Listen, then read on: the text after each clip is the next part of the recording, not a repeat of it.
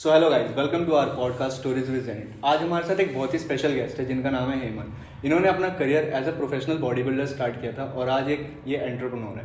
तो हेलो हेमंत भैया, कैसे हेलो हो? कैसे हेलो मैं अच्छा हूँ, आप कैसे हो? बहुत बढ़िया। और थैंक यू सो मच, आपने अपना टाइम निकाला। अरे वो इधर आए। सर थैंक यू भैया, आप हमारे लिए अपना टाइम निकाल के यहाँ पे आए और कोई बात नहीं, हमारे साथ हो। Most welcome. तो अब हम स्टार्ट करते हैं कि जो भी जर्नी आपकी वो स्टार्ट कैसे हुई। स्टार्ट ऐसे हुई जैसे नॉर्मल एक स्टूडेंट होता है, अपना स्कूल चल रहा है, ट्यूशन चल रही है, नॉर्मल लाइफ चल रही है। अब उसमें ऐसे होता था कि मैं बहुत ज़्यादा थिन था, तो फैमिली पापा मम्मी को ऐसा लगा कि हाँ ये बहुत ज़्यादा थिन है, थोड़ा कॉन्फिडेंस, लैक ऑफ कॉन्फिडेंस है, तो ऐसे रहता है। तो उस चक्कर में पापा ने सोचा कि इसको जिम ज्वाइन कराते हैं, थोड़ा बॉडी शॉडी बनेगी इसकी, तो ये पंप रहेगा और सही से रहेगा, कॉन्फिडेंस लेवल इसका इंक्रीज होगा। उस चक्कर में मेरे को जिम लेके गए, तो उधर से जर्नी स्टार्ट हुई मेरी। देखा मैंने जिम में फ़ोटोज़ वगैरह, और जो मेरे कोच थे उनको देख के काफ़ी इंस्पिरेशन मिलती थी, और उधर से जर्नी स्टार्ट हुई मेरी। सो भैया, जैसे कि अभी हम लोग आपके जिम में बैठे हैं, बहुत मतलब सही जिम है ये। Thank you so और इस जिम का नाम है बी स्ट्रॉन्ग। हाँ तो जी। ये बी स्ट्रॉन्ग जो टैग है, इस बी स्ट्रॉन्ग के पीछे जो जर्नी है या जो कहानी है वो क्या है?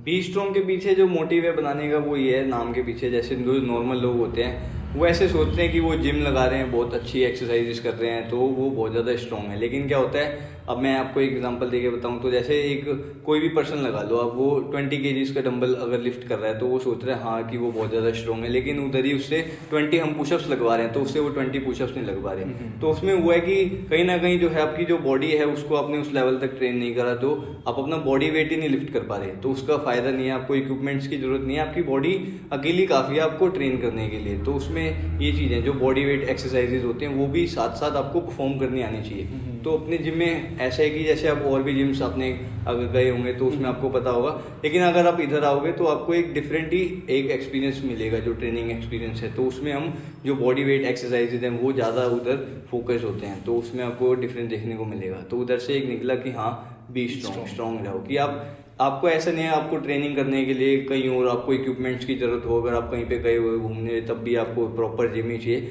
आप खुद भी अकेले वर्कआउट कर सकते हो। तो ये बात हुई जिम की, और आपने कि एज अ हॉबी स्टार्ट किया था आपने, है ना। तो आप प्रोफेशनली कैसे आए इसके अंदर? इसमें ये था कि हॉबी से स्टार्ट हुआ, जिम जा रहे हैं, ऑन ऑफ चल रहा है, इरेगुलर ऐसे ही शौक के लिए चले गए, जिम मारा, बाइसेप मारे, चेस्ट मारी, आ गए अपना। तो ऐसे चलता रहा। उसके बाद ये था कि बॉडी बिल्डअप होने लगी, साथ के जो सराउंडिंग लोग थे, अपने जूनियर्स थे स्कूल में, वो सब कॉम्प्लीमेंट करने लगे, तो वो बढ़ता गया क्रेज, और साथ साथ पैशन बिल्ड हो रहा था फोटोज़ देख के ये सब, और जो कोच थे उनको देख के, साथ साथ वो कॉम्प्लीमेंट्स मिलते हैं, एक इंकरेजमेंट होती है, एक कॉन्फिडेंस आता है। तो उसके बाद ये था इसको नेक्स्ट लेवल लेके जाना है, और वो चलता रहा। फिर उसके बाद ये था कि 10th के बाद जो है मैं इसमें बिल्कुल ही जो है एक फोकस माइंड लेके उतरा इसमें, और पूरा मैंने प्रॉपर अपनी मील्स कैरी करना स्टार्ट करा, अपनी डाइटों को उधर मैंने ज़्यादा इंपॉर्टेंस दी, उसको पूरा डिसिप्लिन रहता था, वर्कआउट एकदम मेरा बढ़िया चलता था। तो उसके बाद ऐसे कंपीट करता गया। मतलब ये था, मेरे कोच ने मेरे को आइडिया दिया कि आप कंपीट करो, आपका बॉडी स्ट्रक्चर अच्छा है, आपका फ्रेम अच्छा है, तो आप अपना ट्राई करो आप कंपीट करने की। तो वहाँ से उन्होंने प्रिपरेशन स्टार्ट हुई मेरी, प्रिपेयर करा मैंने, 11th से स्टार्ट करा, फिर 12th के एंड तक मैंने अपना कंपटीशन फर्स्ट जो है मैंने कंपीट करा था। उस टाइम मेरे बोर्ड के एग्जाम चल रहे थे, बोर्ड के एग्जाम के बाद मेरा जो है कंपटीशन था। तो ऐसे उधर से कंपटीशन स्टार्ट हुए। तो मेरा कभी ऐसे मोटिव नहीं था कि मुझे प्रोफेशनली इस लाइन में घुसना है, हॉबी से चलते चलते वो आया, मैं उसमें क्रेज बिल्ड होता गया। तो अगर मेरे जो हैं जो सराउंडिंग्स हैं आपके, जैसे चल रहा है आपका स्कैम का डायलॉग है, ये करके शौक ही मुझे वो बनाने, तो वो लोग आते गए, वो बनती रही मेरी। उसके बाद अपने पीछे लोग थे सारे, तो वो भी ट्रांसफॉर्म होना स्टार्ट हुए। तो उस वजह से और ज़्यादा लोगों को एक्सपेक्टेशन होती गई कि और आगे जाओ, आप सपोर्ट करने लगे, प्यार देने लगे, तो उससे मैं फिर आगे बढ़ता गया। तो भैया जैसे कि यंग एज में होता है, जब हम बॉडी बिल्डिंग, जैसे आपने 11th में स्टार्ट किया कंप्लीट करना प्रोफेशनली, तो पढ़ाई का बहुत घर वालों का तो हमेशा रहता है कि बच्चा पहले पढ़ाई कर ले। तो आपने पढ़ाई को और अपने पैशन को एक साथ कैसे लेके गए आप? मेरा जो फोकस था वो ये था कि जो मैं अभी काम कर रहा हूँ उधर कोई नेगेटिव इम्पैक्ट ना आए, तो उसके बाद मैं कोई पॉजिटिव जो मैं काम है उधर अपना ध्यान लगाऊं, तो उसको भी नेक्स्ट लेवल लेके जाऊं, और जो मैं साथ साथ कर रहा हूँ उधर भी नुकसान ना है। तो उसको मैंने कांस्टेंट रखा। मैं स्टार्टिंग से जो है एवरेज स्टूडेंट था, ऐसा कुछ नहीं था कि मैं बहुत ज़्यादा हाई फाई फर्स्ट आ रहा हूँ या सेकंड आ रहा हूँ, ऐसे कुछ नहीं था, एवरेज स्टूडेंट था मैं। और जो मेरे पास स्ट्रीम थी वो कॉमर्स विदाउट मैथ्स थी, वो एडिशनल सब्जेक्ट में फिजिकल एजुकेशन था। तो उसमें ये था कि जैसे मेरी स्टडीज साथ साथ चल रही है, मैं अपनी क्लासेस प्रॉपर लेता था और जो टाइम मुझे मिलता था उसमें पढ़ता भी था। ऐसे नहीं कि जिम कर रहा हूँ तो मैंने पढ़ना लिखना ही छोड़ दिया, ऐसे कुछ नहीं चलता था। पढ़ता भी था अपना और साथ साथ उसको भी फॉलो करता था। तो दोनों को मैं एक तरह से पैरेलल लेके चल रहा था कि घर वाले भी, कोई मेरे को अच्छा नहीं लगता सुनना कि कोई मुझे किसी को मैं कहने का मौका दूँ। तो उस चक्कर में मैं अपनी तरफ से सारी चीज़ें प्रॉपर करके चलता हूँ कि कोई मुझे कह ना पाए कि तूने ये नहीं करा या पढ़ाई में नंबर नहीं आ रहे, ये सब चीज़। तो वो दोनों साथ साथ चलती थी। लाइक जैसे आप जिमिंग कर रहे थे, वर्कआउट कर रहे थे, आप पढ़ भी रहे थे साथ में। हाँ जी। उसके बीच में कितनी स्ट्रगल्स आई होंगी, कितने अप्स एंड डाउन होंगे? हाँ, मेन चीज़ थी टाइम मैनेजमेंट की। हमारे स्कूल में एक टीचर थी, काउंसलर, जो आपको बताती थी कि आपने क्या करना चाहिए। उनसे ये था, मेरा फ्रेंडली नेचर था तो वो भी शेयर कर लेती थी चीज़ें, मैं भी शेयर कर लेता था उनसे खुल के कि कुछ वो नहीं होता था कि वो टीचर हैं, एक वो फ्रेंडली बिहेवियर हो गया था कि मेरे से बड़ी सिस्टर की तरह है। तो उनसे मैं शेयर करता था। तो उन्होंने मुझे सिखाया कि टाइम मैनेजमेंट करना कितना ज़रूरी है। तो उसके हिसाब से मैं अपना डेली जो है टाइम मैनेजमेंट करता था। अपना किस टाइम मुझे पढ़ना है, किस टाइम मुझे जिम को देना है और जो मेरी सोशल लाइफ है उधर कैसे रहना है मुझे। तो वो सब चीज़ें वहाँ से मैं एक साथ लेके चलता था। वो स्टार्टिंग से ऐसे रहता था, घर वालों ने मेरी पॉकेट मनी देते थे मुझे, तो उसमें मुझे सारी चीज़ें मैनेज करनी होती थी। तो वो भी एक स्टार्टिंग से बजटिंग कैसे करते हैं, कितने एक्सपेंसेस, अपना वो सब सेविंग्स कैसे करनी है, तो वो स्टार्टिंग से मेरे को एक्सपीरियंस होता गया। तो जैसे आप जिम में थे तो स्कूल लाइफ में तो बहुत होता है कि अगर कोई बॉडी बिल्डिंग है तो बच्चे ऐसे होता है कि हाँ ये मेरा दोस्त है, ये समथिंग लाइक दैट। तो आपके साथ भी हुआ होगा कुछ? हाँ, तो ऐसे होता था जैसे बॉडी बिल्डअप होती गई तो जो जूनियर्स थे और जो मेरे साथ के क्लासमेट्स थे तो वो इंस्पायर होने लग गए और उन्हें ऐसे होता था हाँ हम उसको जानते हैं ये सब। और फोटोज़ वगैरह, सोशल मीडिया तब मैंने स्टार्ट कर दिया था थोड़ा ज़्यादा एक्टिव रहना उस पर। तो फोटोज़ डाल रहा हूँ, अपनी पोस्ट डाल रहा हूँ, तो वो भी सब सर्कुलेट हो रही हैं और बातें चल रही हैं, तो वो सब बिल्ड होता गया। तो बेसिकली जब आपने स्टार्ट करा तो आपकी कोई इंस्पिरेशन तो होगी? इंस्पिरेशन मैंने बताया जैसे स्टार्टिंग से होती गई। एक तो पापा ने जिम में डाला, पहले पतला था, तो ऐसे होता है जब बॉडी में रिजल्ट दिखना स्टार्ट होता है तो बंदा खुद ही उधर जो है मोटिवेट होना स्टार्ट हो जाता है, इंस्पायर होना स्टार्ट हो जाता है। और जो फोटोज़ वगैरह थी, फिर ये साथ साथ जो मैं पढ़ता था, फिर देखता था कि क्या चल रहा है, इंडिया का कल्चर क्या है, फिटनेस का बाहर का क्या है, तो वो सब चीज़ें उधर ऐसे कि मैं उधर पढ़ता चला गया। जैसे आपने बहुत अच्छी बात की अभी कि इंडिया का कल्चर और बाहर का कल्चर, तो मैं आपसे जानना चाहूँगा कि जो आप फिटनेस इंडस्ट्री में इतने सालों से हो तो आपको क्या डिफरेंसेस लगते हैं इंडियन कल्चर के अंदर, जो इंडियन फिटनेस कल्चर है और जो फॉरेन फिटनेस कल्चर है, उन दोनों में क्या डिफरेंसेस हैं? दोनों में डिफरेंस एजुकेशन का है। इंडिया में एजुकेटेड लोग भी हैं, लेकिन क्या है जो गलत नॉलेज है वो ज़्यादा पास ऑन होती है। जो स्टडीज़ के बारे में कोई आपको नहीं कहेगा। लोग सोचते हैं सिर्फ जिम करो, 5-6 साल हो गया, एक्सपीरियंस हो गया तो अब आप ट्रेनर की जॉब कर लो। अब सर्टिफिकेशंस अब होने लगी हैं, पहले नहीं होती थी। पहले वही गुरुजी सिस्टम चलता था। तो हाँ, गुरुजी सिस्टम चलता था, गुरुजी ने ये करा है वो करा है, तो वो सारी चीज़ें होती थी। तो ये बाहर का जो है वो स्टडीज़ पे ज़्यादा ध्यान देते हैं, अपना उधर प्रोफेशनल कोचेज़ हैं। यहाँ पे ये है कि लोग सोचते हैं वो पैसा बचाने की, जो ट्रेनर की फीस होती है खुद से सारी चीज़ें करने की। अब यूट्यूब चल रहा है, यूट्यूब गुरु है, तो उधर से नॉलेज ले लेंगे तो वो चीज़ें चल रही हैं, तो इसलिए डिफरेंस आया था। अच्छा, तो आपने अपना इंस्पिरेशन के बारे में बात करी, आपने पूरे यूट्यूब के बारे में बात करी, तो आप कॉलेज में कौन सा कोर्स परस्यू कर रहे हो? कॉलेज में मैंने physical education and sports science मैंने अपनी ग्रेजुएशन कंप्लीट की है। इसी ईयर कंप्लीट हुई है मेरी ग्रेजुएशन। तो कॉलेज में आप ये सब कैसे मैनेज कर रहे थे, क्योंकि college Amity it's pretty far from your home? College जाने में मेरे ऑलमोस्ट 2 आवर्स लगते हैं अपने घर से। तो उसके बाद यही था, सुबह 5 बजे उठना, 1 घंटा अपनी मील बनाना 6 बजे, और 6 बजे तक अपनी मील बनाना, 6 से 7 रेडी होकर 7 बजे घर से निकलता था मैं। उसके बाद मेट्रो से जाता था, ब्लू लाइन जाती है सीधा, तो उधर नोएडा जाके अपना पूरा दिन जो डेली एक्टिविटीज़ होती है। अब मेरा कोर्स भी ये था स्पोर्ट्स साइंस, तो अलग अलग डिफरेंट स्पोर्ट्स होते थे, उधर क्लासेस अटेंड करना, स्पोर्ट्स प्ले करना, एनर्जी लेवल डाउन हो जाता था। तो उसके बाद लेकिन वो होता है पैशन होता है, जुनून होता है। तो उसके बाद घर आता था, वापस घर आके आधा घंटा रेस्ट करा या कपड़े चेंज करे, उसके बाद अपना निकल गया जिम के लिए। जिम से आया, फिर पढ़ा घर पे, रात को सो गया, फिर डेली रिपीट। तो ऐसे ही ये शेड्यूल चलता था मेरा उस टाइम। काफ़ी टायरिंग हो जाता था। हाँ, फ्रेंड्स वगैरह से भी मेरे को मिलने का टाइम नहीं मिलता था, तो ये सब चीज़ें चलती रही। अपनी सारी मील्स में पूरे दिन की कैरी करता था, अपनी फॉलो करता था। तो जैसे आपने फ्रेंड्स की बात करी, तो मैंने काफ़ी बॉडी बिल्डर्स को देखा है, स्टोरीज देखी है, जहाँ तक मैंने स्टडीज़ की हैं, तो वो बोलते हैं कि जब मैं कंपटीशन में था तो मेरी बिल्कुल सोशल लाइफ कम हो गई थी, मेरा सब छूट गया था। तो आप अपनी सोशल लाइफ को और एक जो ये आपकी जिम है, आपकी प्रोफेशनल लाइफ, उनको कैसे बैलेंस करते हो?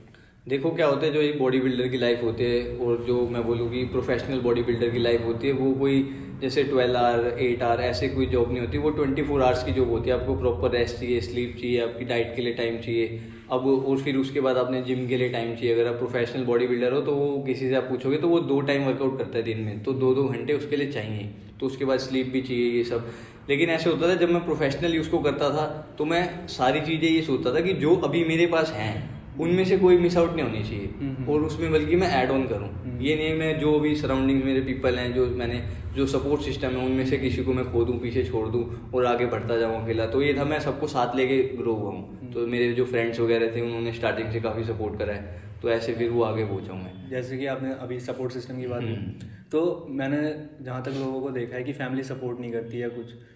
आपको क्या लगता है कि फैमिली सपोर्ट सिस्टम, फैमिली का जो हाथ होता है एक बंदे के पीछे, एक बॉडी बिल्डर के पीछे, वो कितना होता है? कि फैमिली का सपोर्ट जो है वो बहुत ज़्यादा ज़रूरी होता है वो। लेकिन ऐसे होता है, अब इस फील्ड में ले लो या किसी भी फील्ड में ले लो, अगर आपको कोई चीज़ अपनी करनी है, आप चाहते हो फैमिली का सपोर्ट, तो आपको प्रूफ करना पड़ता है कि वो आपको सपोर्ट करें। वो ऐसे नहीं है कि अंधे घोड़े पे पैसे लगा दिए, तो उसकी तरह नहीं होता। आपको अपनी फैमिली को प्रूफ करना पड़ेगा, हाँ आप सही डायरेक्शन में हो, आप सही काम कर रहे हो, तो उसके बाद वो सपोर्ट करते हैं आपको। और उनकी कंडीशन भी आपको समझनी चाहिए। अब हमारा ये होता है, हमें बस दिखता है कि हाँ हमें पैसे चाहिए, उनसे मांग रहे हैं, वो हमें पैसे नहीं दे रहे, लेकिन उनके ऊपर और 10 टेंशनें होती हैं। घर का बिजली का बिल होता है, पानी का बिल होता है, और जो घर के एक्सपेंसेस होते हैं आगे के भी, वो उन्हें मेंटेन करके रखनी होती है। जैसे अभी सडन कोई आपको प्रॉब्लम हो जाए, मेडिकल प्रॉब्लम हो जाए, तो उसके लिए भी उन्हें जो है सेविंग्स अपनी रखनी पड़ती है। ऐसे नहीं आपको दे दिए डायरेक्ट, तो वो उनकी कंडीशन भी समझनी चाहिए। दोनों का वो ये तालमेल चलना चाहिए सेम। कोई ऐसा फनी मोमेंट जो पहले हुआ जब आप बॉडी बिल्डिंग परस्यू कर रहे थे, बेसिकली जिमिंग वगैरह में, ट्यूशन वगैरह का, जैसे आपने बताया था पहले जब हमारी बात हुई थी, तो उसके बारे में कुछ? तो ये फनी मूवमेंट तो होते रहते हैं। मैं जो है लाइफ को एंजॉय करता हूँ अपना, मैं कूल रहता हूँ, ऐसा कुछ नहीं। काम के टाइम पे काम करता हूँ, एंजॉय के टाइम पे एंजॉय, और वर्कआउट के टाइम पे वर्कआउट, तो अपना सही नॉर्मल चलता है। एक बार ऐसे हुआ था, अभी 2-3 दिन पहले की बात है, जिम में ही मैं अपना वॉशरूम से निकला हूँ, 2 कपल एक्सरसाइज कर रहे थे। वॉशरूम से जैसे मैं निकला, वो इनमें से एक लेडी मेरे को ऐसे करके इंजेक्शन करके लगा लिया। तो ये सब चीज़ें चलती रहती हैं। तो हाँ, फनी मोमेंट ये होते रहते हैं। इस चीज़ से मेरे को बहुत अच्छी बात याद आई, वो इंजेक्शन वाली से। तो काफ़ी लोग सोचते हैं जो सप्लीमेंटेशन होती है, सप्लीमेंटेशन और स्टेरॉइड्स, इन दोनों को लोग इंडिया में मिथ्स हैं कि वो दोनों एक ही चीज़ है। अगर ये मतलब कोई सप्लीमेंट ले रहा तो उसको भी स्टेरॉइड मानते हैं। फैमिली बहुत ज़्यादा अगेंस्ट हो जाती है इस चीज़ में। फैमिली इसलिए होती है, फैमिली क्या चाहती है ना, फैमिली आपको हर तरफ से प्रोटेक्टिव रखना चाहती है कि आपको किसी तरह की प्रॉब्लम ना हो, कि फेस करनी पड़े आपको फ्यूचर में, आपको कोई प्रॉब्लम आए, तो उससे आपको सेफ रखना चाहती है। उनका कोई ऐसे नहीं होता कि आप बॉडी ना बनाओ या आपकी कोई गलत सोच रहे हैं, वो आपके बारे में सोचते अच्छा ही है। अब क्या होता है कि जो सप्लीमेंट इंडस्ट्री है उसमें क्या हो रखा है कि फेक प्रोडक्ट्स बहुत ज़्यादा आ रखे हैं, तो उस चक्कर में उन्हें डर होता है कहीं किडनी लीवर इसके फेल ना हो जाए, ये सब। और जो मिथ है कि स्टेरॉइड्स और सप्लीमेंट एक है, तो अगर आप गूगल भी सर्च करोगे तो स्टेरॉइड जो है वो पूरा एक मेडिकल कंडीशन में आया था, वो सारी चीज़ें आए थे। अब कोई भी स्टेरॉइड आप अगर उसके बारे में सर्च करोगे तो उसमें यही आएगा, वो किसी को अस्थमा की प्रॉब्लम होती है, किसी को ब्रीदिंग की प्रॉब्लम होती है, तो उसमें यूज़ किए जाते हैं। जैसे अगर डिफरेंट वो लगा लो आप प्रॉब्लम्स, उसमें वो यूज़ किए जाते हैं, लेकिन वो बॉडी बिल्डिंग में यूज़ करने लग गए अब जो। और जो सप्लीमेंट्स हैं वो आपके डाइटरी सप्लीमेंट्स होते हैं, वो अपने मुंह से इनटेक करें और आपके वो फ्लश आउट हो जाते हैं बॉडी से। लेकिन स्टेरॉइड्स आपके आर्टिफिशियल हार्मोन्स होते हैं जो कि आपकी बॉडी के जो नॉर्मल फंक्शनिंग चल रही होती है उसको डिस्टर्ब कर देते हैं, तो उसके बाद आपको बॉडी में साइड इफेक्ट्स होने स्टार्ट हो जाते हैं। तो इसलिए घर वाले मना करते हैं कि आप मत लो, वो इसलिए मिथ होता है कि, लेकिन सोचते वो अच्छा ही है आपके बारे में। बेसिकली लैक ऑफ नॉलेज हो गया, क्योंकि घर वालों को नहीं पता कि सप्लीमेंटेशन और स्टेरॉइड्स क्या है। हाँ, अगर आप उन्हें बैठ के अगर अच्छे से समझाओगे कि प्रोटीन जो है बॉडी की रिक्वायरमेंट होती है, ये सब होते हैं, और आप अच्छी जगह से परचेज करोगे तो उसमें कोई प्रॉब्लम नहीं होती। अगर उन्हें आपको कन्विंस करना पड़ेगा और बताना पड़ेगा उसके बारे में। अगर वो अनएजुकेटेड है तो ये आपका फर्ज बनता है कि आप उनको बताओ ये चीज़ करने से पहले, ये नहीं कि छुप के आप खाने लगे, वो चीज़ नहीं। तो हेमंत भाई, बॉडी बिल्डिंग करते हुए कई सारे वर्स्ट मोमेंट्स आए होंगे, एक्सपीरियंसेस आए होंगे, तो उनके बारे में कुछ? वर्स्ट मोमेंट तो आते रहते हैं, लेकिन आपको स्टार्टिंग का बताऊंगा, तब एज भी थोड़ी कम थी, दिमाग भी थोड़ा ऐसी था। तो उस टाइम ये हुआ कि जो लाइफ का पहला कंपटीशन था, कम्पीट करना था, तो उसमें ये हुआ, एक दिन पहले जिम में एक बंदा आया, उसने देखी मेरी बॉडी वगैरह, वो कहता है यार बॉडी तेरी है ही नहीं उस लेवल की कि कंपटीशन तू कम्पीट करे, नॉर्मल फिजिक है तेरी, तू कहाँ कंपटीशन कम्पीट करने जा रहा है। मैंने कहा ठीक है। उस टाइम मेरा ये होता है कि कोई बात जब कोई बोलता है वो दिल पे लग जाती है, मैं सोचता बहुत हूँ उसके बारे में, रात को नींद ही नहीं आई, सोचता रहा उसके बारे में। नेक्स्ट डे कॉम्पिटिशन, तो अपना गया कम्पीट करा, उधर मेरी फर्स्ट पोजीशन आई थी। तो उसके बाद जिम में आया, जिम में सेलिब्रेशन वगैरह हुआ, सब चीयर अप कर रहे थे ये सब। तो लास्ट में एंड में ही खड़ा था। मैंने कहा मैं इसको क्या बोलूँ जाके, वो अपने आप ही फील करके उधर ही खड़ा हुआ था। उसको बुलाया मैंने, केक वगैरह खिलाया उसको, तो वो चलते रहते हैं वर्स्ट मोमेंट ये सब, तो कोई दिक्कत नहीं। उनको भी मैं एक ऐसे लेता हूँ, अपना पॉजिटिव तरीके से लेता हूँ। हाँ कि उसने बोला और मैंने अच्छे से काम करा, फिर मैंने अपने फिजिक पे और मैंने खुद को देखा कि हाँ मेरे को किस किस बॉडी पार्ट पे और काम करना चाहिए, और काम करा कि कोई बोलने वाला हो ना। उसने मेरे दिमाग में उस टाइम ये नहीं चल रहा था कि इसने मुझे ये बोल दिया मैं डिप्रेशन में चला गया। मैं ये सोच रहा था इसने बोला किस चीज़ को देख के, कि क्या चीज़ मेरे में कमी थी, कुछ होगी तभी उसने मुझे बोला। तो फिर मैंने उसको और इम्प्रूव करा। तो जैसे कि अभी हमने जितनी भी बात करी वो आपकी फिटनेस जर्नी थी। अब हम आते हैं एंटरप्रेन्योरशिप, जो आपकी अब आप कर रहे हो। तो एंटरप्रेन्योर जो होते हैं, हर एंटरप्रेन्योर की लाइफ में बहुत सारी दिक्कतें होती हैं, कोई भी एकदम से नहीं बन जाता। तो आपने क्या मुश्किलें फेस करी, क्योंकि इतना बड़ा जो अभी आपका नाम है, जो ये बी स्ट्रॉन्ग फिटनेस है, ये एक ब्रांड है अभी, तो इस ब्रांड को खड़ा करने में जो मेहनत लगी वो हम जानना चाहते हैं। सबसे पहली मेहनत तो ये लगी कि आपके पेरेंट्स को कन्विंस करना, उन्हें बताना कि हाँ हमने अपना बिजनेस स्टार्ट करना चाहता हूँ मैं, ऐसे ऐसे मैंने जिम सेटअप करना। लेकिन वो था उनका स्टार्टिंग से सपोर्ट था, लेकिन एक फिर भी मेरा खुद से वो बनता है कि मैं उन्हें बताऊँ कि मैं ये करना चाहता हूँ लाइफ में। उनका ये था कि मैं गवर्नमेंट जॉब करूँ, कोई जॉब ज्वाइन करूँ। उसके बाद ये है कि गवर्नमेंट जॉब में ये कि सिक्योर रहेगी, सेफ रहेगी, आपकी टाइमिंग सही रहेगी, और जो बेनिफिट्स हैं सारे वो मिलेंगे, और लाइफ जो है बहुत अच्छी रहेगी। लेकिन उसमें ये था कि उसमें जो है ना आपका लाइफ में वो खत्म हो जाता है कि अब क्या होने वाला है। एक एक्साइटमेंट होते हैं ना लाइफ में, वो खत्म हो जाता है कि अब लाइफ हो गई, आपने लग गई गवर्नमेंट जॉब, बस आपकी लाइफ वही कांस्टेंट चलती रहेगी। अब मेरे को वो चीज़ नहीं थी। मेरा ये था मैंने इतने टाइम से अगर किसी चीज़ पे मेहनत की है, इसको मैं और आगे लेके जाऊँगा। तो उसमें ऐसे होता था, मैं आज तक कभी मैंने ना पर्सनल ट्रेनिंग दी है, ना मैंने जिम में ट्रेनिंग की जॉब की है, ट्रेनर की। तो मैं जो है ऑनलाइन ट्रेनिंग प्रोवाइड करता था लोगों को ऑल ओवर इंडिया से बाहर भी मेरे क्लाइंट्स थे। तो सबको मेरा उसके पीछे मोटिव ये रहता था, अगर मैं किसी को पर्सनल ट्रेनिंग दे रहा हूँ तो उसमें एक दिन में मैं कितने लोगों को ट्रेनिंग दे दूंगा, 10 से 20 लोगों को दे दूंगा, 30 लोगों को दे दूंगा, 50 लोगों को दे दूंगा। तो मैं जो है ऑनलाइन ट्रेनिंग में मैं ये 150 लोगों के साथ एक साथ डील कर रहा था पूरे दिन में। तो ये चक्कर होता था कि अपने सोशल मीडिया के थ्रू, व्हाट्सएप के थ्रू वीडियो कॉल हो गई, आपकी कॉलिंग हो गई, तो उससे मैं सारे लोगों को जो है कॉन्टैक्ट में मेरे ट्रेन कर रहा हूँ मैं, और मेरे क्लाइंट बढ़ते जा रहे हैं, उनकी डेली फोटोज़ डालना। तो ये सब चलता रहता था मेरा सोशल मीडिया से।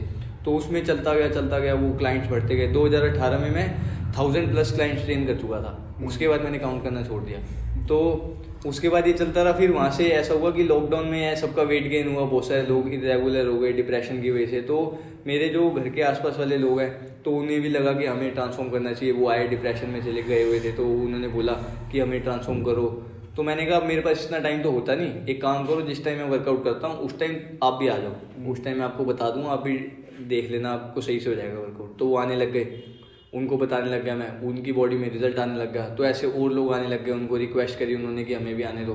तो आते गए वो लोग, बढ़ते गए मेरे टाइम पे। फिर मैं अपना वर्कआउट ही नहीं कर पाता था, अपना वर्कआउट करना छोड़ दिया। उन्हें करा रहा हूँ मैं, और रिजल्ट आ रहे हैं, मैं भी मोटिवेट हो रहा हूँ, मुझे भी अच्छा लग रहा है। अब ऐसे होता है अगर आप किसी को ट्रेन कर रहे हो ना, तो उससे ज़्यादा एक्साइटमेंट आपको होती है, और आपके पास ना एक प्लान होता है कि इस प्लान से उसको ऐसे ऐसे आप लेके जाओगे आगे। तो वो चीज़ चलती थी मेरे में पहले से ही, उसकी तैयारी करना, पूरा अरेंजमेंट करना, तो उस हिसाब से चलता था। फिर वो बढ़ता गया। फिर एकदम से दिमाग में आया यार कि एक काम करते हैं, अपना ही सेटअप स्टार्ट कर देते हैं, क्योंकि रिस्क लेने वाली तो बात ही नहीं थी, लॉस तो होएगा ही नहीं, अपने क्लाइंट्स इतने हो गए। तो उसके बाद हमने स्टार्ट करा कि हाँ सोचते हैं कि एक जिम सेटअप करते हैं। तो फिर वहाँ से आइडिया आया। तो कहीं ना कहीं आपने इतनी स्ट्रगल किया, आपने जैसे बताया, तो आप कहीं ना कहीं डिप्रेशन के शिकार हुए कभी? नहीं, डिप्रेशन वगैरह तो कभी ऐसे सिचुएशन आई नहीं, हर चीज़ को पॉजिटिव ही लिया है मैंने। और ये है स्टार्टिंग से ना एक चैलेंज की वो रही है कि चैलेंज दो, उसको पूरा करके दिखाता हूँ। तो घर वालों को ये रहता था उनकी साइड से कि उन्हें मुझे प्रूफ करके दिखाना है, कि क्योंकि अभी मैं अपनी लाइफ अपनी तरीके से जी रहा हूँ। तो उसके पीछे लोग यही पूछते हैं कि आपके घर वाले आपको कुछ नहीं कहते। तो वो चक्कर है कि मैंने उनको हमेशा वो प्रूफ करके दिखाया है कि जो चीज़ मैं कर रहा हूँ वो मैं सही कर रहा हूँ, ना मैं कुछ गलत काम करता। ये सब अपना मैं जिम करता हूँ सही से, और अपना पूरा जो है रूटीन फॉलो करता हूँ सारी चीज़ें, और आगे जो फ्यूचर प्लान्स हैं उन पर मेहनत करता हूँ। तो मतलब कि अभी आपने अपने डिप्रेशन और सब के बारे में बात करी, बट ऐसे कई बच्चे या कई लोग हैं जो अभी इस चीज़ से जूझ रहे हैं, तो वो ओवरकम कैसे करें? डिप्रेशन का ये होता है, एक तो एक स्टेज होती है कि आपकी एज क्या है, आपका सराउंडिंग्स क्या है, सर्कल क्या है, और क्या आप एक्टिविटी करते हो, क्या नहीं करते, काम लाइफस्टाइल कैसा है। तो उसमें अगर आप डिप्रेशन अगर फील भी कर रहे हो, तो कोई एक ऐसा इंसान होना चाहिए जिससे आप डेली जो है अपनी बातें शेयर करते हो, वो आपको राइट गाइड करता हो। उसमें आपके पेरेंट्स हो सकते हैं, फ्रेंड्स हो सकते हैं, गर्लफ्रेंड हो सकती है, बॉयफ्रेंड हो सकता है। तो वो होना बहुत ज़्यादा ज़रूरी है, जो आपको एक समझे कि आप कहना क्या चाह रहे हो? देखो मैं एक सिंपल लैंग्वेज में बोलूँ कि ज्ञान हर कोई दे देता है, लेकिन समझ के ज्ञान बहुत कम लोग देते हैं कि आपकी क्या सिचुएशन है। अगर आप कोई गलत काम कर रहे हो, मैं बहुत 1 मिनट में बोल सकता हूँ ये काम गलत कर रहे हो, लेकिन ये बहुत कम लोग सोचते हैं ऐसा कर क्यों रहा है। तो ऐसा एक इंसान होना चाहिए जो आपकी सिचुएशन को समझे कि आप डिप्रेशन में हो तो किस वजह से हो। वो तो सब बोलते हैं यार डिप्रेशन में तू बाहर आ जा, इससे गलत चीज़ है ये वो, तो क्या ऐसे ही रहता है डिप्रेशन में। तो वो चीज़ है, उसको समझ के उसको बताना, राइट गाइड करना, वो बहुत ज़्यादा जरूरी है। बेसिकली डूज एंड डोंट्स वाली बात आ हाँ, जाती तो है कि उसमें ऐसा भी हो सकता है अगर कोई डिप्रेशन में है तो उसकी कोई फेवरेट चीज़ हो, उसे खाना अच्छा लगता है, वर्कआउट करना अच्छा लगता है, गाना सुनना अच्छा लगता है, तो उस हिसाब से उसको अपने आप को भी टाइम देना चाहिए और अपने जो फैमिली है, अपने जो रिलेशंस हैं, जिन लोगों जैसे वो अफेक्टेड है तो उनकी वजह से वो लोग भी अफेक्टेड है, उनके बारे में सोचना चाहिए उन्हें। मतलब बेसिकली एक ऐसा इंसान होना चाहिए जो तुम्हारी हालात समझे और तुम्हें बाहर निकालने की कोशिश करे। हाँ, वो लोग बहुत ज़्यादा कम है क्योंकि हर कोई जो है अपनी लाइफ में बहुत ज़्यादा बिजी है। तो ऐसा अगर कोई इंसान मिले तो उसका ध्यान रखो, उसे हर्ट ना करो, उसकी वैल्यू को समझो, क्योंकि जब वो नहीं होगा तो उसकी वैल्यू पता लगेगी, तब वो डिप्रेशन में जाते हैं लोग। कोई होता नहीं उनके पास डिस्कस करने के लिए। तो इसलिए ये है कि आपका कोई भी मास्टर प्लान है, आपने सक्सेसफुल होना है, किसी गोल के लिए मेहनत कर रहे हो, तो अपने आसपास के जो लोग हैं उनको भी साथ लेके चलो। जैसा आपने पहले पूछा था मेरे से कि सोशल लाइफ भी कैसे मेंटेन करते हो, तो वो मेंटेन करना बहुत ज़्यादा जरूरी है, क्योंकि जब कोई होगा नहीं ना डिस्कस करने के लिए, आप अकेले होगे तभी आप डिप्रेशन में जाओगे। अगर आप डेली लोगों से मिलते होगे, बात करते होगे, तो वो डिप्रेशन में आपको जाने नहीं देंगे। अभी आपने फैमिली की बात करी, तो आप एक प्रोफेशनल बॉडी बिल्डर, डाइट वगैरह का इतनी ध्यान रखना पड़ता है उसका, तो उधर फर्क नहीं पड़ता कि बोलते हैं कि लो बेटा नमकीन खा लो, आप गेनिंग पे हो या कुछ? नहीं, ऐसे होता है जब मैं एक गोल होता है, मैंने कंपटीशन कम्पीट करना है, तो 3 महीने 4 महीने के लिए मैं प्रॉपर पहले डाइट पे रहता था और कम्पीट करता था। तो ये सारी चीज़ें होती है, उस टाइम अवॉइड करता था मैं ये सब चीज़ें, लेकिन ऐसे होता था उस टाइम भी मैं उनकी वैल्यू को समझता था कि मुझे उनको भी टाइम देना। जैसे कंपटीशन खत्म हुआ, सबके साथ पार्टी करी, सबसे गेट टुगेदर करा, फिर दोबारा रिलेशन बिल्डअप करा, रहता था। वो भी इस चीज़ को समझते थे, हाँ ये गोल पे मेहनत कर रहा है, तो मुझे थोड़ा डिस्टर्ब नहीं करते, तो उल्टा सपोर्ट करते थे मुझे कि किसी चीज़ की जरूरत हो तो कॉल कर दियो हमें। तो ऐसे रहता था वो सब चीज़ें। तो लेकिन ऐसे हो गया जब मैंने जो कंपटीशन पहले कम्पीट किए थे, नेक्स्ट ईयर से क्या हुआ कि वो सारे कंपटीशन वाले मेरे को एज अ चीफ गेस्ट और एज अ स्पेशल गेस्ट उधर मेरे को बुलाने लग गए, तो मैं उधर जाने लग गया। तो उसके बाद से फिर मैंने कम्पीट करना छोड़ दिया। अभी कोई प्लान है नहीं, अगर प्लान बना फ्यूचर में तो देखेंगे, अभी तो कोई प्लान नहीं है। इसलिए अब मैं अपनी नॉर्मल फिजिक मेंटेन करता हूँ, अपने जो क्लाइंट्स हैं उनकी तरफ पूरा ध्यान रखता हूँ और लाइफ को एंजॉय करता हूँ अपनी। सो जैसे कि एक लाइन है, ब्रेकअप मेक्स बॉडी बिल्डर, तो ये जो लाइन है बहुत ज़्यादा फेमस है, तो आपका इस लाइन के बारे में क्या कहना है? ब्रेकअप्स देखो ऐसे होता है कि वो स्टेज पे डिपेंड करता है, क्या आपकी एज है, आप क्या काम कर रहे हो, स्टूडेंट हो, आप कॉलेज में हो या फिर आप प्रोफेशनली कुछ कर रहे हो। तो उसमें क्या होता है कि आप एक गोल है आपका, उसको आप अपनी लाइफ ले रहे हो। अब आजकल का मैं बताऊँ आपको एग्जांपल दूँ तो आप लगा लो एक 17-18 साल का लड़का है जो अपनी लाइफ अभी बिल्डअप कर रहा है, उसका गोल होना चाहिए अपनी आसपास की चीज़ें एक्सप्लोर करे, लोगों से अपने जो है रिलेशंस बिल्ड करे, क्योंकि उस एज में जो रिलेशन बनते हैं वो एंड तक काम आते हैं आपके और एंड तक चलते हैं। तो वो उधर वो सब करे। लेकिन क्या होता है उस टाइम वो जो है रिलेशनशिप्स, ये सब गर्लफ्रेंड बॉयफ्रेंड ये सब स्टार्ट हो जाता है, तो उसमें क्या होता है वो उस रिलेशन को भी हैंडल नहीं कर पाता और अपनी लाइफ को भी हैंडल नहीं कर पाता, तो दोनों चीज़ें मिस आउट हो जाती हैं, तब वो डिप्रेशन में जाते हैं। तो वो उनका होता है कि ब्रेकअप हो गया, इतने ज़्यादा उदास हो गए ये सब, क्योंकि उन्होंने उस इंसान के चक्कर में अपनी लाइफ भी स्पॉइल कर दी और उस इंसान की वैल्यू ना समझ के और उसको भी स्पॉइल कर दिया रिलेशनशिप को, तो वो ब्रेकअप हो जाता है। और इसमें जो लाइन है जैसे बॉडी बिल्डर लिखा हुआ, ब्रेकअप्स मेक्स बॉडी बिल्डर, तो इसमें ऐसे कुछ नहीं है, breakups makes successful people also. तो ये सब चीज़ें भी हैं उसमें। ये है कि किसी को अच्छा लगता है वर्कआउट करना, तो वर्कआउट में आया तो वो सोचता है कि हाँ अब मैंने वर्कआउट कोई नेक्स्ट लेवल लेके जाना है, कुछ बन के दिखाना है, तो वो चीज़ दिमाग में आती है। वो किसी में भी आ सकती है, आपको डांस करके रिलीफ मिल रहा है, स्ट्रेस आपका दूर हो रहा है, आपको योगा करके हो रहा है, आप कुछ और आर्ट करते हो, पेंटिंग करते हो, उसमें आप सोचो नेक्स्ट लेवल जाना है, तो वो चीज़ें हो जाती हैं उसमें। योगा से मेरे दिमाग में बहुत एक अच्छा पॉइंट आया कि आजकल बहुत ज़्यादा चल रहा है कि बॉडी बिल्डिंग और योगा, मतलब जिम और योगा के बीच में एक कंपटीशन हमेशा से ही रही है। तो आपका क्या कहना है कि लोगों को जिम करना चाहिए या योगा, क्या बेस्ट रहता है? देखो बेस्ट दोनों अपनी जगह पे बेस्ट हैं, दोनों का ऐसे नहीं है कोई कंपैरिजन हो सकता है। योगा अपनी जगह बेस्ट है और जो वर्कआउट है वो अपनी जगह बेस्ट है। वर्कआउट में ऐसे होते हैं जो आपके ओवरऑल फिटनेस कंपोनेंट्स होते हैं, आप उनको जो है इम्प्रूव करते हो, जैसे आपका स्पीड हो गया, स्ट्रेंथ हो गया, आपका इंड्योरेंस हो गया, फ्लेक्सिबिलिटी हो गई, आपका बॉडी कंपोजिशन हो गया।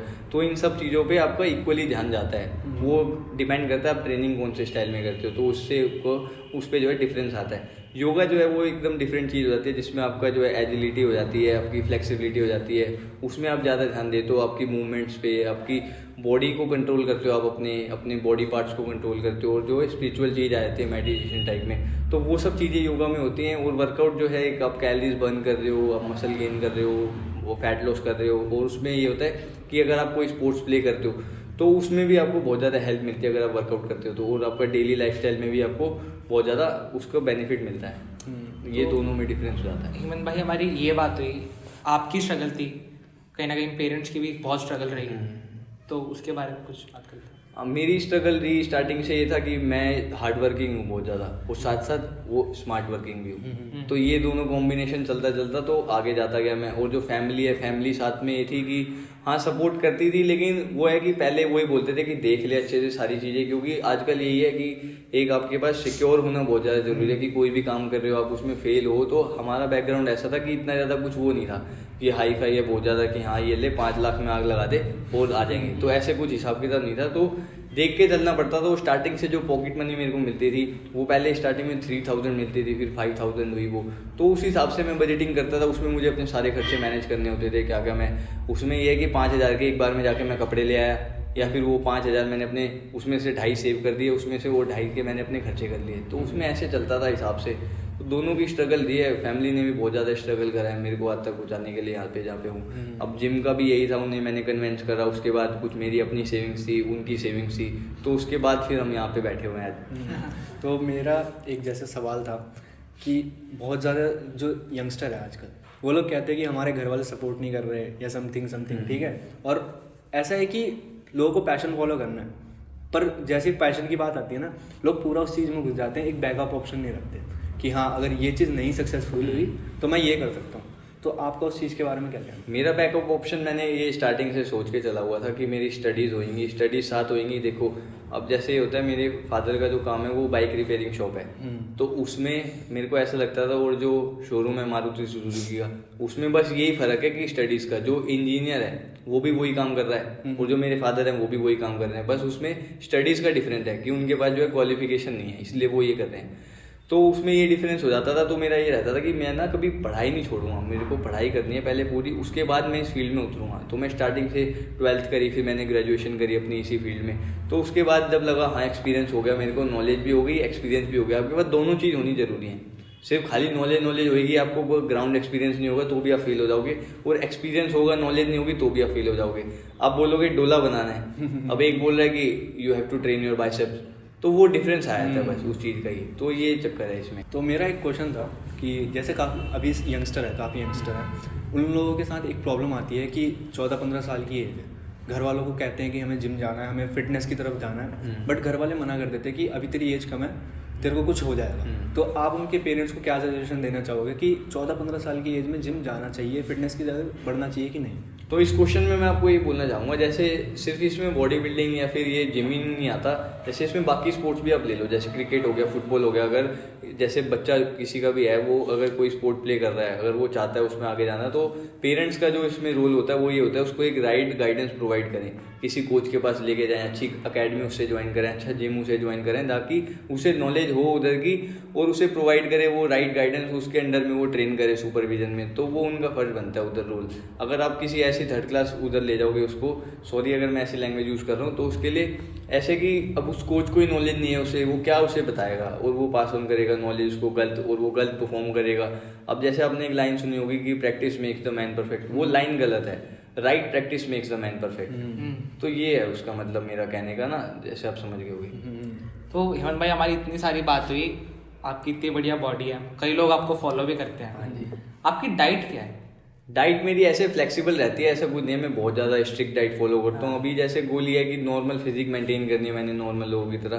तो ये अपना ऐसा कुछ नहीं कि मैंने बहुत ज़्यादा मसल्स को शेडिड करनी है बॉडी, या फिर मैंने मसल साइज बहुत ज़्यादा ग्रो करना है, ऐसे नहीं है। अब जैसे लोगों को ऐसा लगता है, मैं सोशल मीडिया पे फोटोज़ वगैरह डालता हूँ, कभी मैं छोले भटूरे खा रहा हूँ, मैं फूड लवर हूँ, मैं खाने का बहुत शौकीन हूँ, तो कभी मैं गाजर का हलवा खा रहा हूँ, राजमा चावल खा रहा हूँ, तो लोगों को लगता है यार इसकी लाइफ बड़ी सही है यार, बॉडी भी बना रखी है, खाना भी खा रहा है, लेकिन पूरे दिन का उन्हें रूटीन नहीं पता होता कि मैं कितनी कैलोरीज बर्न कर रहा हूँ, कैसे मैं उन्हें मैनेज कर रहा हूँ, और जो मेरी बाकी की मील्स हैं वो कैसे हैं। जैसे मेरे को अगर कोई चीट मील करनी होती है, मैं अपनी पहले ही 3 मील में कार्ब्स कम कर देता हूँ, तो वो डेली कैलोरी मैं मेंटेन करके चलता हूँ, तो उस हिसाब से होता है। और ये होता है कि कैलोरीज भी मैं काउंट नहीं करता, मैं एक मेजरमेंट लेता हूँ। जो मेरे खाने के आप देखोगे बर्तन है, स्पून भी मेरी एक ही है जिससे मैं खाना खाता हूँ, और वो बर्तन भी मेरे एक ही हैं। जब मुझे गेन करना होता है मैं उनकी क्वांटिटी बढ़ाता हूँ खाने की, कट करना होता है तो कम कर देता हूँ, मेरा कट हो जाता है। तो ये सब चलता है। तो मतलब मेरे जैसे नहीं, मतलब कई लोग हैं जो काफ़ी पतले हैं, और वो हम उनको बोलते हैं कि मम्मी पापा मैं गेनर दिलवा दो, ये कर दो,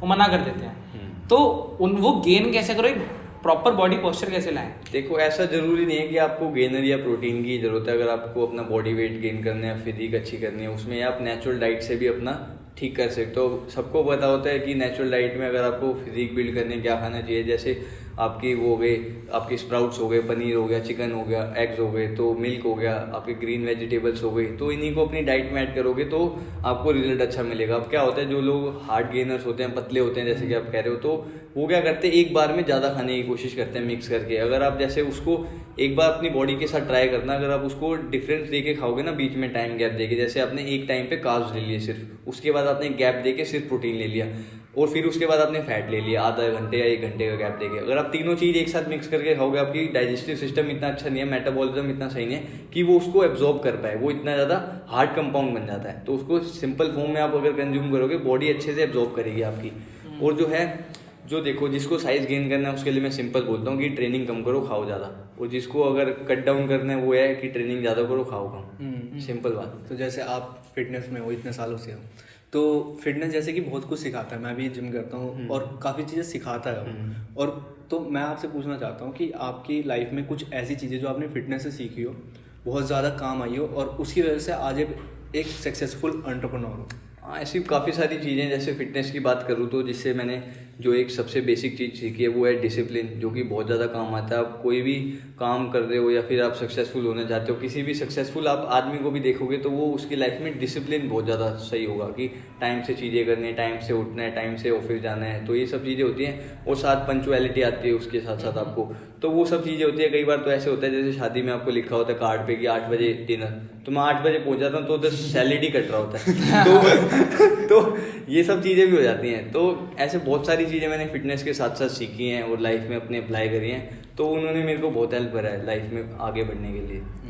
इतनी बिजी लाइफ, इतना बिजी शेड्यूल हो जाता है हमारा, तो कहीं ना कहीं हमें मेंटली पीस चाहिए होती है, तो उसके लिए आप क्या करते हो?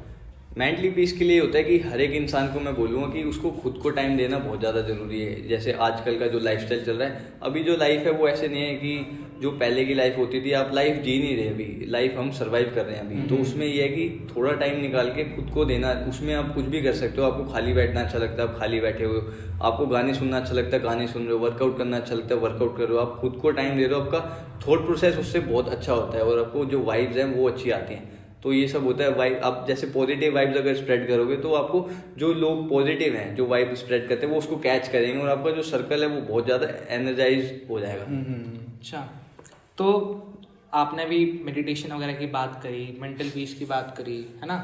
तो ना कई लोग हैं जो ना बिल्कुल ही ड्रग्स के अंदर इंडल्ज हो गए हैं, स्मोकिंग हो गई, अल्कोहलिज्म हो गया, उस पर ठीक क्या है? देखो, इसमें ऐसे होता है कि ना सबकी इंडिविजुअली चॉइस होती है कि वो अपनी लाइफ में क्या करना चाहता है, क्या नहीं करना चाहता। उसमें ये है कि स्मोकिंग है और जो अल्कोहल है उसकी बॉडी को रिक्वायरमेंट नहीं है, वो एडिशनल चीज़ हम अपनी बॉडी में डाल रहे हैं। वो उसका एडिक्शन समझ सकते हो आप, या फिर आप उसकी चॉइस समझ सकते हो। जैसे आपने वो लाइन सुनी होगी कि शौक बड़ी चीज़ है, तो वो चीज़ अगर उसको अपनी हेल्थ ही नहीं दिख रही कि मेरा लीवर खराब होगा और उस तब भी वो चीज़ को कंज्यूम कर रहा है, तो वो करे, क्या फ़र्क पड़ रहा है दुनिया को?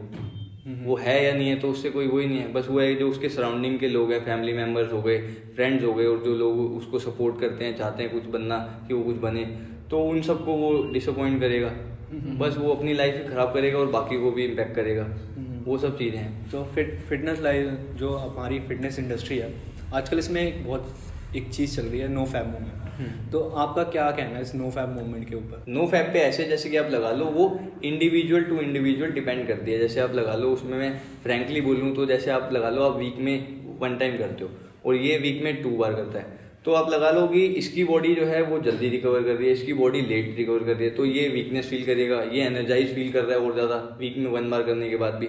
तो वो होते हैं आपकी बॉडी रिकवर कैसे कर रही है और क्या उसमें हार्मोनल चेंजेस चल रहे हैं, वो सब चीज़ें, आपकी डाइट क्या है, आपका लाइफस्टाइल क्या है, उसमें डाइट भी आपकी बहुत ज़्यादा इंपॉर्टेंट रोल प्ले करती है।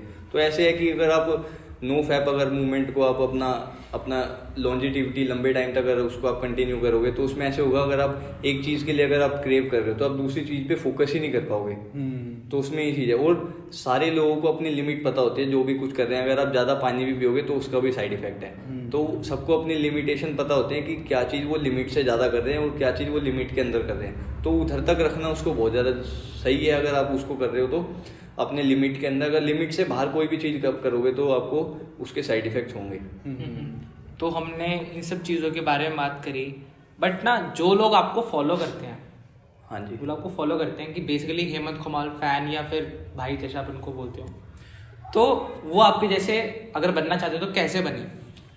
देखो ऐसा कुछ नहीं है किसी को मेरे जैसा बनना हो या ऐसे कुछ अच्छी क्वालिटी मेरे अंदर है नहीं इतनी, लेकिन ये सबका एक वो होता है कि गोल होता है कि उसे लाइफ में करना है क्या। अगर कुछ चीज़ें उसे मेरे से सीखने को मिल रही हैं, जैसे जो भी थोड़ा बहुत मैंने किया है, डिसिप्लिन हो गया है, उसे देख के ऐसा लग रहा है इंस्पिरेशन आ रही है, तो वो अच्छी बात है। उसके लिए वो अपने माइंड में एक विजन बनाए अपना लाइफ में कि उसने करना क्या है, उसको वो फोकस करे उस पर और उस पर काम करना स्टार्ट करे अभी से, तभी वो आगे आज कहीं पहुंच पाएगा। अब जैसे अगर मैं अभी से जिमिंग स्टार्ट करता, अभी से सोचता कि हाँ मैं जिम खोलूँगा, तो आप लगा लो मेरे को जिम खोलने में कितना टाइम लग गया।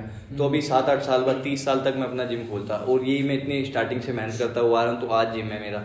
तो वो सब ये ऐसे होता है कि कब से आप किस चीज़ पे कितनी मेहनत कर रहे हो, तो उसमें फेलियर भी देखने को मिलता है, सक्सेस भी देखने को मिलती है।